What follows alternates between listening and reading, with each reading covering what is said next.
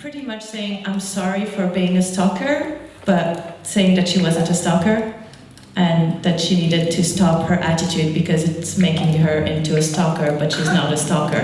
I never understood what she meant, but I was just happy that that was the last one I heard of. Yeah, then I moved to England, so that was good.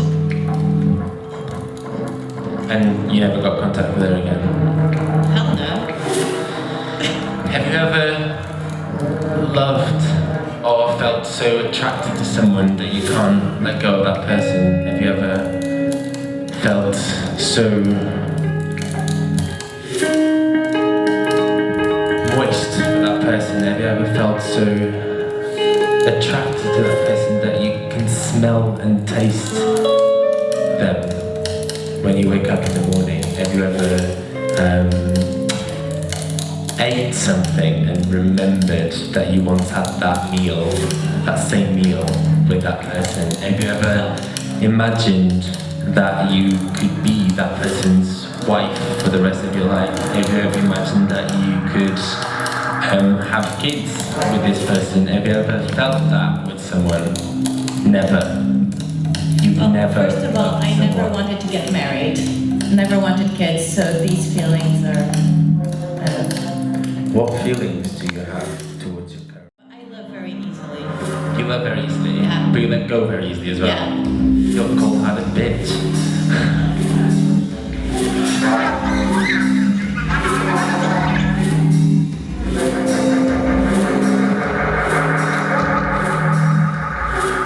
Have you ever felt the need to love more? Have you ever felt the need to express your feelings more, or more often at least, at 2 o'clock in the morning? Have you ever felt the need to text a previous lover to tell them how much you want them or miss them? Especially the last one, no. No. No. If they don't want you, why would you text them? I don't understand. But you might miss some things that you do with them, that you did with them. Yeah, but if they don't want to be with you, then what's the point in texting them? There's just a waste of time. What about thinking about them? Do you ever think about previous encounters? Earlier on you were telling me about this guy from Buenos Aires. Yeah, he was hot. There you go. Yeah. Have you ever thought about him, like, randomly? Just when I'm in Buenos Aires, I tend to always message him or contact him. Tell us about Buenos Aires. What happened? Buenos Aires. It's quite a magical city. It's freeing. In Buenos Aires was the first time I decided, actually, I do not need a watch. A watch is quite a useless thing here because nobody's ever on time. So why do I need to keep time? Yeah, I removed it. Back in England, I decided that I needed a watch again because people are a lot more punctual. But what does the watch have to do with Buenos Aires? Oh, it has to do with everything because punctuality or non-punctuality comes with the territory, and that's how people are there. They're kind of free and they do what they want when they want. Works really well on a social level. Not so well when you're trying to organize a big project, or performances. They all tend to end up happening magically. You have no idea how it all got pulled together, but it does happen. When people say, okay, we'll meet tomorrow for coffee, they'll meet you tomorrow, but you know that tomorrow is like any time in the future. Yeah. Today, Kahin decided that time was of no special concern for her. I quite like that. I quite like not having this pressure of time, and although I'm a very punctual, like you know, I'm a very punctual person. But that was quite freeing. Yeah, very freeing to let go of that watch and If you weren't there on time, nobody ever thought anything about it. It's not because you're not professional, you just had something else to do. What about that boy in Buenos Aires? Alejandro. Alejandro. I know, how odd is that? Well, actually there were 3 boys in Buenos Aires. 3? Yeah. This is brand new information. Go on. Well, that's why we have these shows, so we get to know each other a bit more. Well, okay, so there was Pedro, who was my dance partner there. I taught with him and everything. We had an amazing relationship, great connection. We danced tango together, very, very good connection. But sexuality was a bit of an odd thing. Yeah, so today, Karin decided that sexual performance was still more important than personality.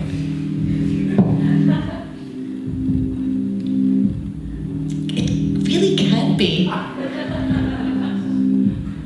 Then there was Diego. Lovely man, hated Argentinian women because they're quite a handful apparently. I don't know, never been with an Argentinian woman, so I wouldn't be able to say, but apparently they're quite a handful. So he ended up having relationships with any foreigner that would come to Buenos Aires. I was a foreigner. Is that a bit racist? No, it's not racist. Okay. Yeah, it's just the way he was. He's in Japan now, married a Japanese lady, and he's very happy with kids and stuff. Yeah. Lovely boy. But yeah, Alejandro was more of a man, free will, was fun. All I needed to do was give him a call and, He was just there. Well, it's more like I was there because I couldn't really bring anybody where I lived, so it was mainly at his place, yeah. Imagine that you have the opportunity to relive that passion with Alejandro, that attraction. They go off into the sunset and dance tango together, and he says, Karin, stay here with me in Buenos Aires forever. Forever? Forever. That would lose the whole point of it. Oh, really? Yeah, no. But it's something that you could potentially go back very easily into. For a short visit, maybe. That's what the thing is about. Now imagine that for some bad, awful reason, your marriage crumbles. Yeah, please. Divorce are really expensive, so I really don't want to get through that. Yeah. Would you consider going back to Alejandro? Well, I don't. Even if it's just for sex, for meaningless, hardcore, old-fashioned bang. Well, the truth is, I don't really need my marriage to end to do that. And my wife would really like to go to Buenos Aires, so I don't need to wait until the marriage crumbles. Which is a good thing, right? So today, Karin decided that she vouches for open relationships. Not you? I do. Depends on the situation. But it depends on the relationship. But do you ever wish you could have someone just for you that you can look at them and go, we are one and we don't need anyone else? No. We can ride off into the sunset and have little cute babies. Get with the babies? And then after they go off to school, you can get a dog and shit, and you can move to the countryside and fold towels in the morning. Where did you grow up? Portugal. Right. Very rural place. Very rural. Yeah. So, okay. Imagine for one moment that I was a woman that lived in the norm. Are you a feminist? Yeah? This woman is a feminist. Which woman? The woman that you just said. I don't know. Because I can't imagine myself being in the norm that much. So I hope, Okay. I really hope that that woman would be a feminist. Yeah, so let's say she is. She's a feminist. Like, hang on. 80s hardcore feminist? Or kind of like now, which is like, let's just fucking be equal for once and... Well, if she's in the norm, she wouldn't be 80 hardcore. Yeah. Okay, so... Yeah. So imagine that for a moment. And can you really imagine me having kids? Like, really? I am a kid. That like would ruin the planet in 5 seconds. Depending how many kids I have, that is. And what's this woman who lives within the norm crave?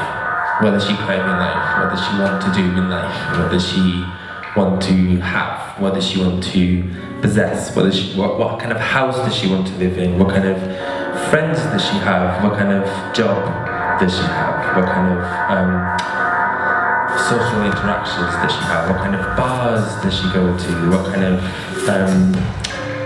sexual position does she like to do on a Friday night after a few drinks? What kind of... If I was a normal woman, I would probably have a husband, a house, a dog, a swimming pool, a bank account full of money, and a retirement plan. And I would probably have a full-time job, 9 to 5, leave at 5, not ever stay 5 minutes late, and go back home, prepare dinner for the whole family. And then I would probably... I really can't imagine myself being normal. Sorry. How do you define normal? I don't, that's the problem. But you just decided that all of those characteristics are characteristics from someone who you define as normal. I know, but it just doesn't make sense. I don't believe in normality. Then, if you don't believe in normality, you just said that you can't imagine normality, so you're just saying that you don't believe in something that doesn't exist, so technically, you're right.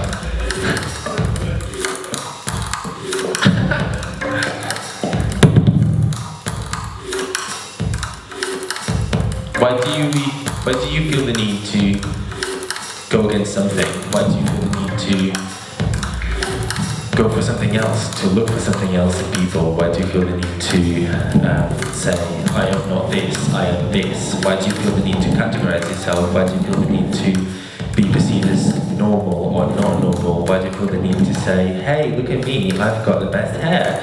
Or why do you feel the need to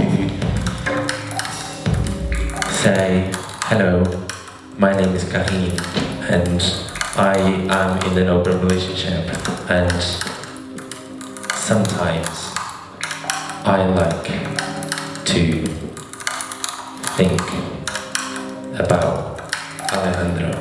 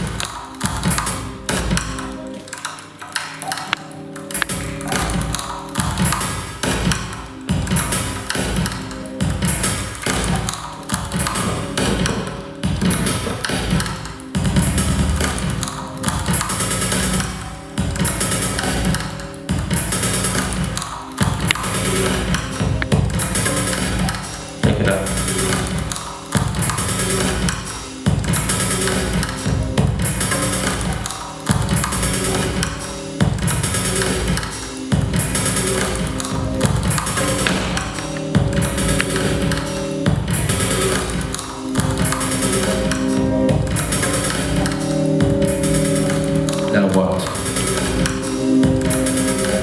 Now what? Now what? Now what? Are you gonna run? Are you gonna run? Are you gonna tell me that you don't want to take that off? Are you gonna tell me that you are better than that? Are you gonna tell me that maybe not today, because today you decided that you're a feminist? Are you gonna decide that today your body is yours to do whatever the fuck you want to do with it? Are you gonna decide that today it's not the day that you're gonna take that off?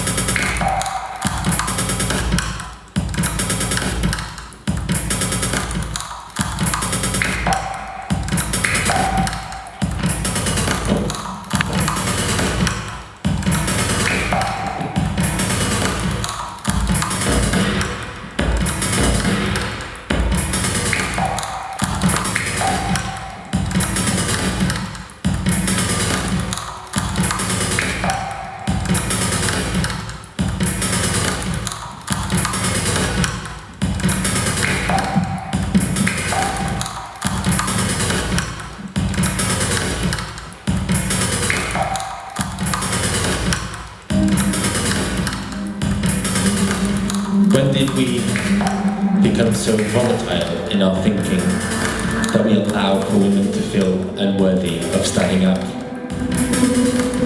How do we tell Karine that she forgot to shave her legs today? Should we tell Karine that she forgot to shave her legs today?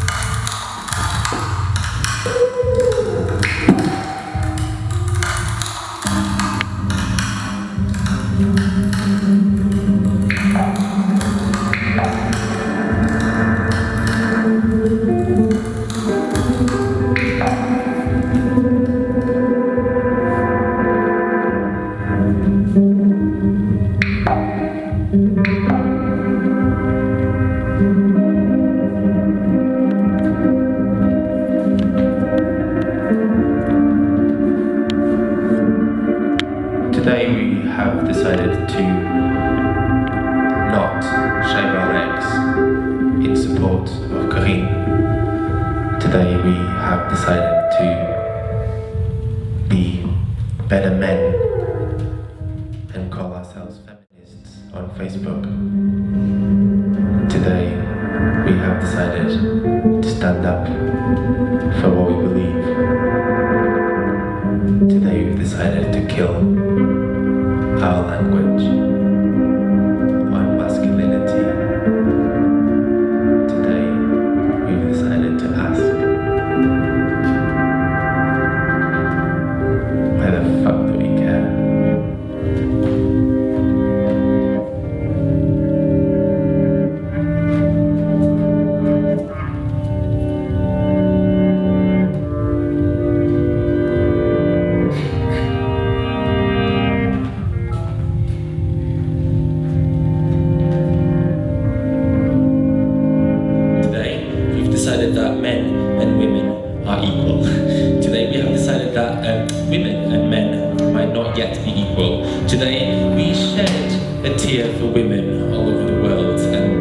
We cried out loud to make sure that our tears were noticed. And today we have decided to run and run and run until our legs broke. Today we have decided to jump over obstacles randomly placed in the middle of our street. Today we have decided to run until our legs broke. Today we have decided to run until our legs broke. Today we have decided to run until our legs broke. Today we have decided to run until our legs broke.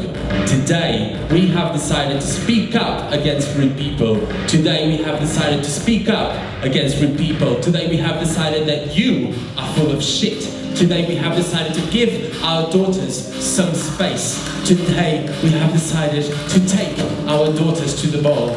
Today we have decided to talk about sex to our parents in graphic detail. Today we have decided to settle with our arranged marriages. Today we have decided to not give in to our religious beliefs. Today we have decided to forget how to forgive. Today we have decided to push people walking on the streets. Today we have decided to fuck it all up. Today we have decided that being naked is our least natural state. Today we have decided to be cremated when we die. Today we have decided to ignore our feelings of discontent within the world. And tonight we have decided to stare at pictures of cute dogs on Instagram. Today we have decided to tweet a fact about each ingredient of our dinner. Today we have decided to not use any hashtags. Today we have decided to tag our ex-boyfriends into sexy pictures of ourselves in underwear. Today we have decided to turn off our Facebook chats. Today we have decided to have X Factor playing in the background. Today we have decided to upload a makeup tutorial on YouTube.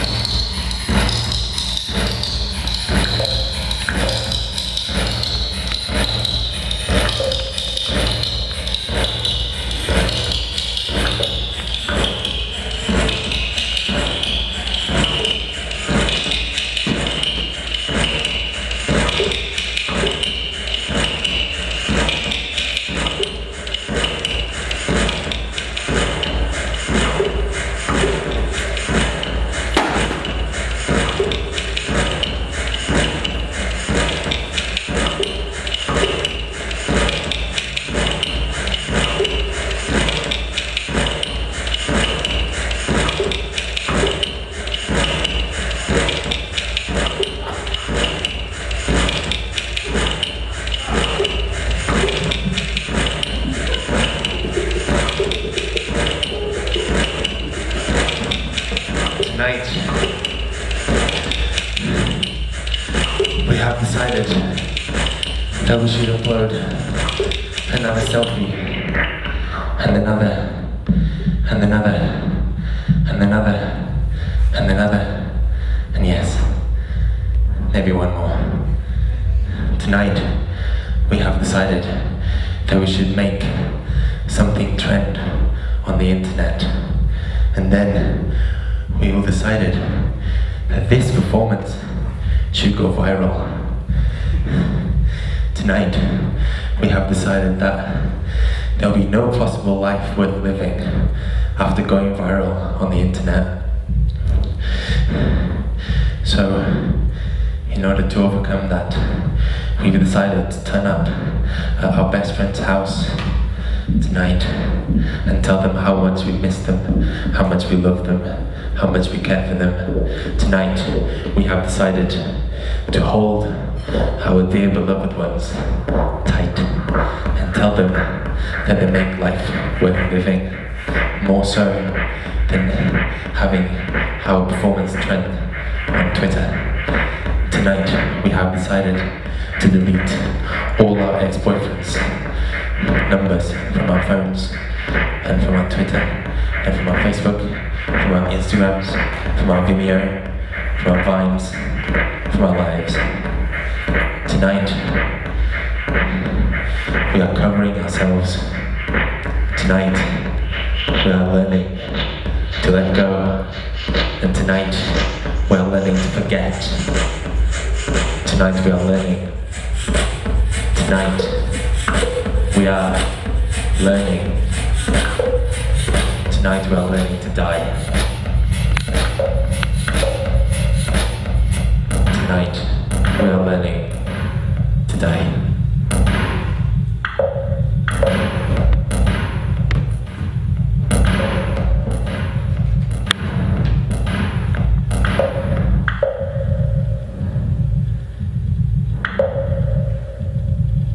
Tonight, we are